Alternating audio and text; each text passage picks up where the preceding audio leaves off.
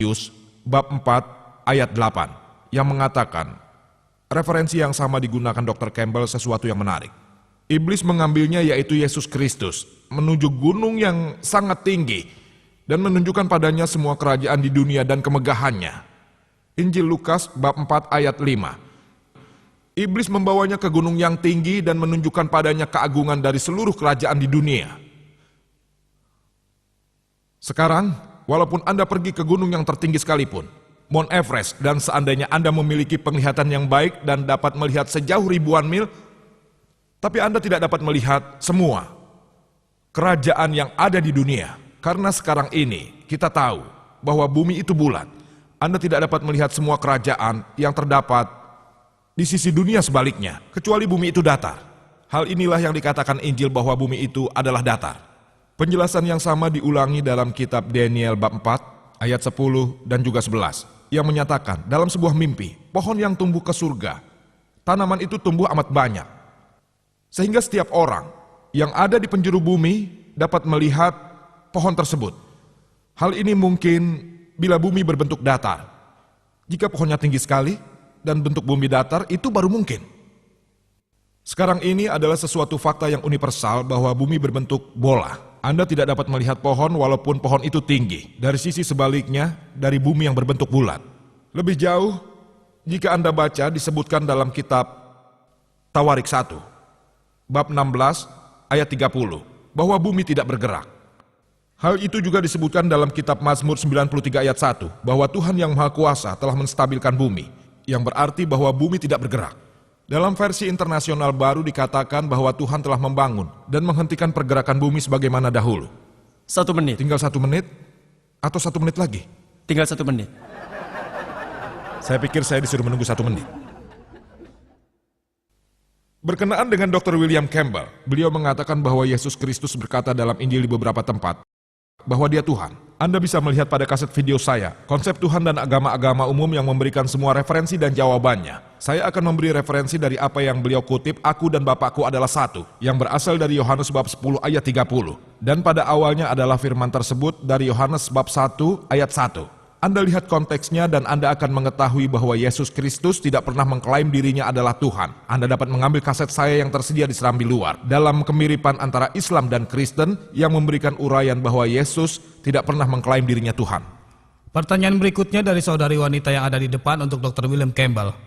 Anda menyebutkan sebuah tes di mana pemegang kepercayaan yang teguh dapat meminum racun dan dapat bertahan karena kepercayaannya. Bagaimana dengan Rasputin yang keracunan sianida yang membunuh 16 orang dan ketika racun itu tidak membunuhnya? Dia meninggal karena kehilangan darah. Dia bukanlah pemeluk Kristen yang teguh. Bagaimana Anda menjelaskannya? Karena hanya seorang Kristen yang baik yang dapat meminum racun dan dapat bertahan hidup. Ya, saya tidak merasa harus menjelaskan itu semua. Yang saya maksud adalah jika Rasputin adalah bukan seorang Kristen, apa yang terjadi padanya tidak memiliki dasar atas apa yang terjadi dalam Injil. Saya telah mengatakan sebelumnya bahwa Yesus, Tuhan tidak bermaksud agar kita mengantri di sini dan mulai mengambil racun dan melihat. Tolong lebih fokus pada Mike. Maaf. Ini bukanlah suatu cara untuk mengetes Tuhan. Hal itu diberikan karena Tuhan mengatakan bahwa hal inilah yang akan terjadi. Contohnya adalah Paul, dia pergi ketika terdampar, kemudian saya pikir itu creep. Tapi saya berpikir tentang tempat yang salah dalam pikiran saya dan dia mendarat dan kemudian dia membuang kayu dalam api dan kemudian seekor ular menggigitnya. Tidak terjadi apa-apa pada dirinya. Tapi saat itu dia tidak berniat untuk mengetes Tuhan. Dia mencoba untuk membuang kayu ke dalam api. Hal itu situasi yang berbeda. Jawaban Anda tidak sesuai dengan pertanyaan yang kulontarkan. Mohon tidak berkomentar. Pertanyaan berikutnya dari belakang untuk Dr. Zakir Naik. Maaf sebentar. Silakan. Saya hanya ingin mengatakan tentang lingkaran bumi. Dalam Yesaya bab 40 ayat 22 dikatakan bahwa dia Tuhan duduk bertahta di atas lingkaran bumi. Baiklah saudara. Pertanyaan untuk Dr. Zakir Naik. Dr. Zakir, Anda mengatakan bahwa tidak ada kesalahan dalam Al-Quran. Saya melihat ada lebih dari 20 kesalahan dalam tata bahasa Arab. Dan saya akan mengatakan kepada Anda beberapa di antaranya. Innal ladzina amanu wal ladzina hadu wasabi'un. Dan dikatakan di Al-Baqarah dan Al-Hajj. Innal ladzina amanu wal ladzina hadu wasabi'in. Mana yang benar? Asobiun atau asobiin. Itu yang pertama. Yang kedua adalah Saudara, Anda mengatakan Maaf, hanya satu pertanyaan ini saja. pertanyaan yang sama. Dia mengatakan dalam surat Taha ayat 63. Inna hazani lasahiron. Kesalahan. Inna hazaini lasahiron. Dapatkah Anda menjelaskannya? Dan Saudara, masih banyak lagi kami hanya kesalahan yang mengizinkan ada Anda di untuk situ. pertanyaan pertama. Untuk pertanyaan kedua tidak dapat kami izinkan. Karena kami telah sepakat bahwa hanya ada satu pertanyaan dalam Baiklah. satu kali kesempatan. Baik. Pertanyaan saudara sangat bagus.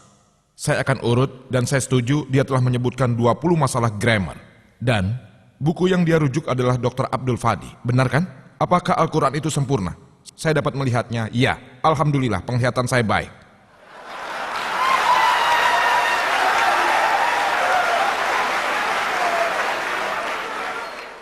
Saya akan jawab 20 pertanyaan tersebut secara bersamaan. Karena saya telah membaca buku tersebut, saya akan menjawab semuanya. Insya Allah. Poin nomor 1, saudara. Poin nomor 1, harus dicatat bahwa semua tata bahasa diambil dari Al-Quran. Al-Quran adalah kitab berbahasa Arab yang termulia, kitab yang bernilai tinggi, kitab literatur tertinggi.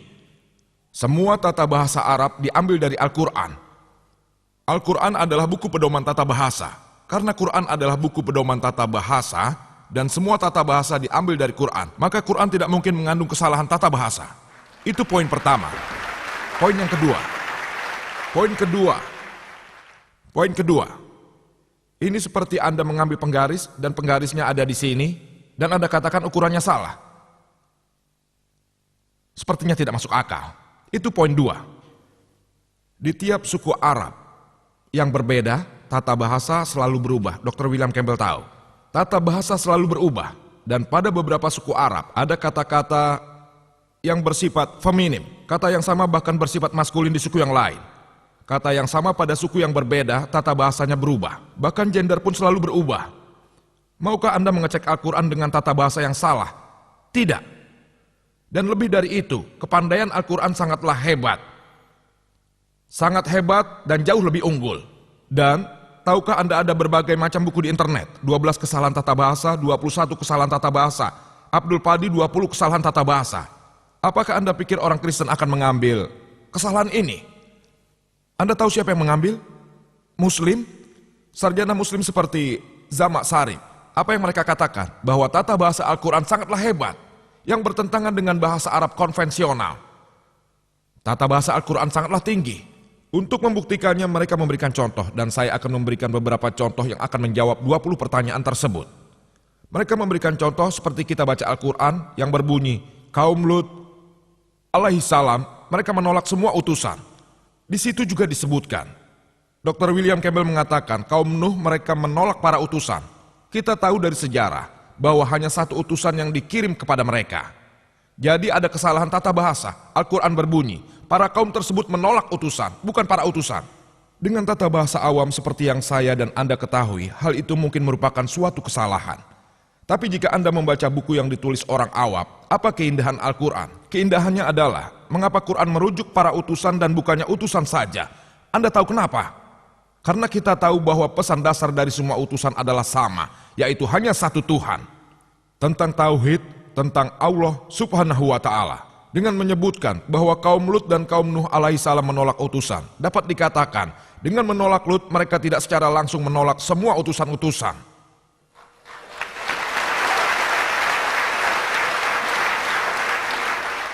Lihatlah keindahannya, alhamdulillah. Anda mungkin berpikir ini suatu kesalahan, ini bukan suatu kesalahan. Orang seperti Anis Soros mengatakan bahwa Al-Quran berbunyi, kun fayakun, be and it is. Seharusnya kun fakana, be and it was. Past tense dalam bahasa Arab adalah kun fakana dan bukan kun fayakun. Namun kun fayakun lebih unggul. Dikatakan bahwa Allah, it was, it is, and can do. Past, present, and future. Terima kasih Dr. Zakir. Silakan pertanyaan yang berikutnya dari saudara yang ada di depan untuk Dr. William Campbell. Dr. Campbell, ini adalah pertanyaan yang tulus untuk mempelajari sedikit tentang Kristen. Saya ingin bertanya tentang bahwa kependettaan Yesus hanya selama 3 tahun setelah dia dibaptis oleh Yohanes Sang Pembaptis. Jadi, Yesus adalah orang yang terkuat kedua setelah Tuhan.